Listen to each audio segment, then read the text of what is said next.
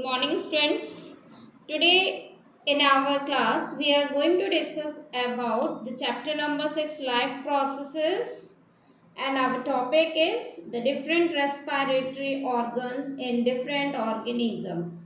Students, first of all, let's see that what are the respiratory organs in plants by which they do the process of respiration. Plants are doing the process by two respiratory organs. One is stomata and another one is lenticels. Stomatas are generally present on the epidermal surface of the leaf, which help in gaseous exchange. This, by the help of stomata, they take in oxygen and releases carbon dioxide in atmosphere during respiration process. Whereas these lenticels are present in roots and stem, because these lenticels present over there helps the plant to take sufficient amount of oxygen and release carbon dioxide during the process of respiration.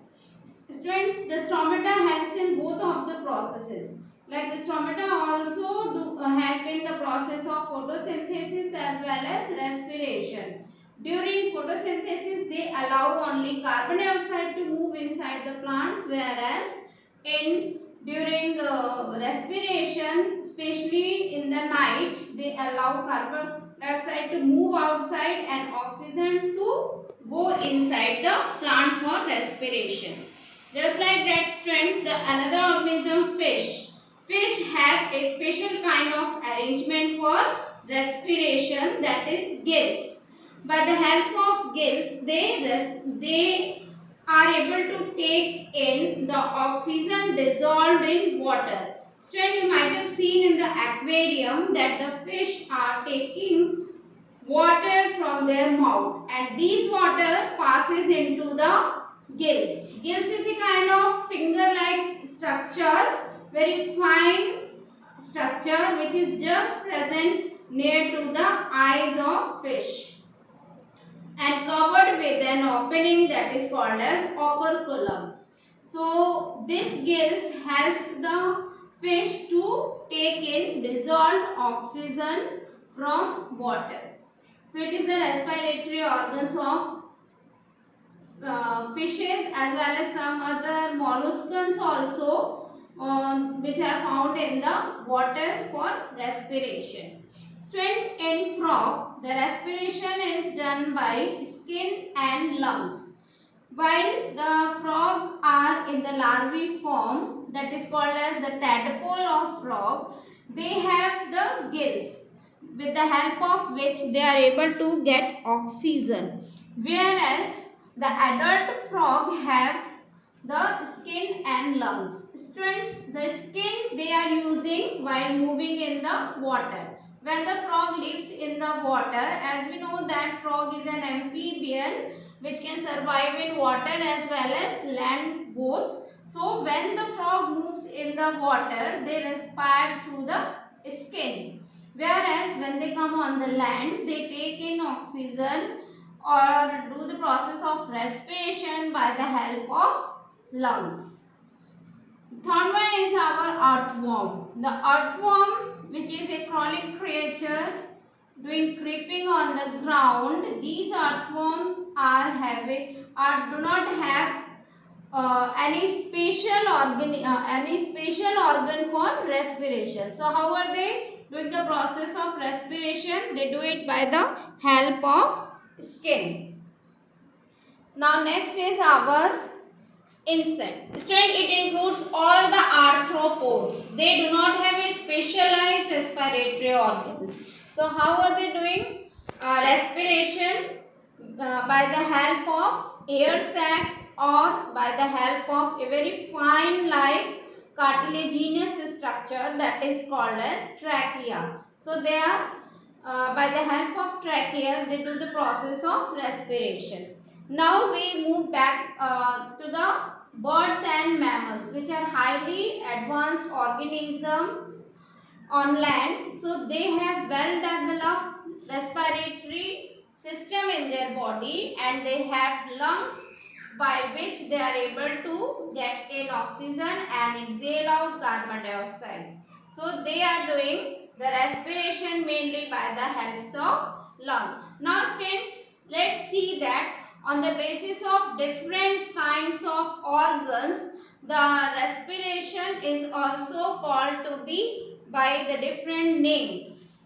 Let's see how are they called to be by the different names. Yes, friend. So let's see that on the basis of different organs, respiratory organs, the name of the respiration is also different one. That we can say that the types of respiration on the basis of respiratory organs, like cellular respiration, which occurs in very lower organisms which do not have a well developed organ system. Their body is simply made up of single cell, so they simply do the process of respiration by the diffusion process, like it happen in amoeba simply by the help of cell membrane they take in oxygen and release out carbon dioxide by the help of diffusion process. When their body have the on the basis of concentration, when they take in oxygen inside and when the concentration of carbon dioxide is more in their body, they release it out and perform the process of respiration. Now the another type of respiration is our tracheal respiration. In this type of respiration, again it takes place by the help of trachea, and generally it happens in insects as they have a very fine cartilaginous ring-like structure for which help in gaseous exchange in their body and help in respiration.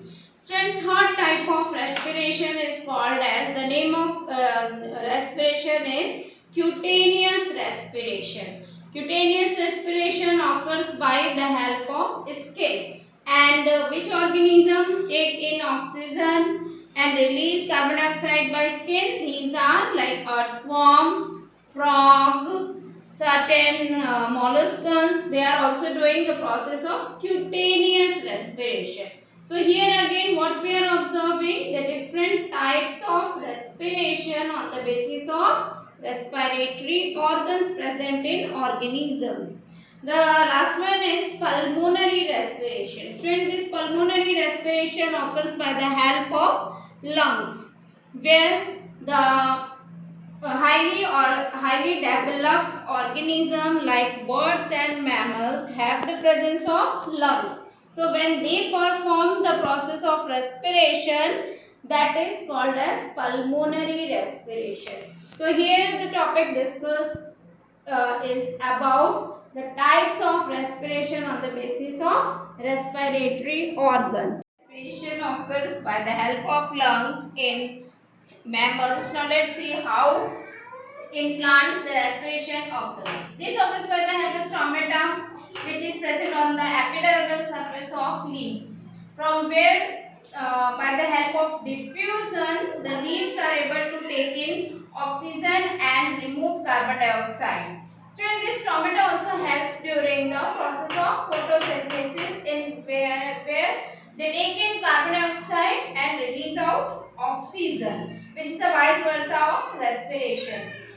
But during daytime, when stomata are doing the process of photosynthesis, the lenticels present in plants helps in respiration. So students, these lenticels are present in roots and stem. This is all for today. Thank you and have a nice day. In the next turn, we will discuss about how this process occurs in plants along with how it is different from photosynthesis.